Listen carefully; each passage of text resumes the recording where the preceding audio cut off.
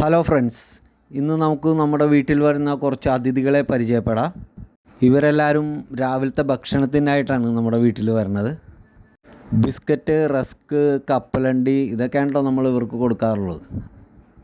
നമ്മൾ കൊടുക്കുന്ന എല്ലാ ഭക്ഷണവും കഴിക്കാറുണ്ട്. ഇവർ ഇഡലി ആയാലും ദോശ ആയാലും എല്ലാവരും വന്ന് കഴിക്കും. വണ്ണാത്തിപ്പുള്ളും പൂച്ചയും അണ്ണാനും എല്ലാവരും ഉണ്ടാവും.